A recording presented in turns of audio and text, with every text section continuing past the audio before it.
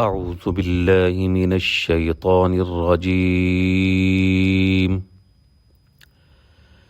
بسم الله الرحمن الرحيم. يا أيها الذين آمنوا استعينوا بالصبر والصلاة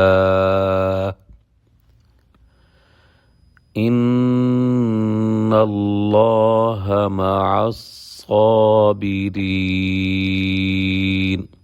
صدق الله العظيم.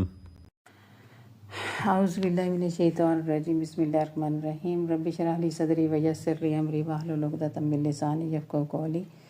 اللہ تبارک و تعالیٰ کے کرم اور فضل سے آیات سے فیضیاب ہونے والوں کو السلام علیکم. ابھی 153 آیت مبارکہ کی آپ نے تلاوت سماعت فرمائی. اس کا ترجمہ اور تفسیر جانتے ہیں. ترجمہ ضیاء القرآن. یا ایھا الذین آمنوا، اے ایمان والو، استعینوا، مدد طلب کرو، بالصبری، صبر کے ساتھ، والصلاۃ، اور نماز کے ذریعے سے، ان اللہ، بے شک، مع الصابرین، اللہ تعالیٰ بے شک صبر کرنے والوں کے ساتھ ہے. جو اس کی تفسیر میں مفسر فرماتے ہیں کہ جو انعام میں نے تم پر مکمل فرمائے، مثلا رسول بھیجے، ہدایت کی توفیق بھیجی، شوق و محبت کا جذبہ عطا کیا، اس کی آپ ساتھ ساتھ شکر ادا کرنے کے، اور اس کے علاوہ جو امامت کا شرف تمہیں بخشا گیا اور اس کی ذمہ داریوں سے عہدہ برا ہونے کا جو طریقہ بتایا جا رہا ہے، اس کا صبر کے دامن مضبوطی سے پکڑے رہو، مشکلات سے گھبراؤ نہیں، بلکہ اللہ سبحانہ و تعالیٰ کی تائید و نصرت پر بھروسہ کر کے قدم بڑھاتے چلو، اور نماز سے اس کی بندگی کرو اور اس کے ساتھ اپنے تعلق کو پختہ بناتے جاؤ. یقیناً کامیابی تمہارے قدم چومے گی. یہاں مائیت سے خصوصی مائیت مراد ہے، یعنی تائید اور نصرت کی مائیت. اور اس کے بارے میں یہ جو صبر اور نماز سے مدد کے بارے میں پہلے بھی آیات میں اس چیز کا ذکر آ چکا ہے اور بڑی تفصیل سے بیان بھی ہو چکا ہے سورۃ بقرہ میں ہی.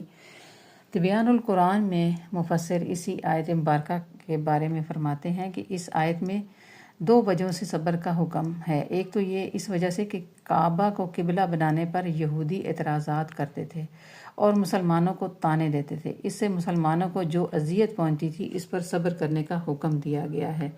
دوسری وجہ یہ ہے کہ اس سے پہلی آیت میں اللہ سبحانہ وتعالیٰ کا ذکر کرنے کا حکم دیا گیا، اور یہ حکم ہر قسم کی عبادات کو بجا لانے کا حکم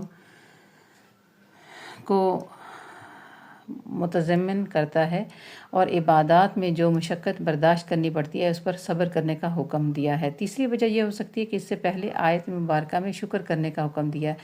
نعمت ملنے پر شکر کیا جاتا ہے، تو اس آیت میں یہ بتایا ہے کہ جس طرح نعمت ملنے پر اللہ سبحانہ وتعالیٰ کا شکر کرنا لازم ہے، اسی طرح نعمت زائل ہونے پر بھی صبر کرنا واجب ہے.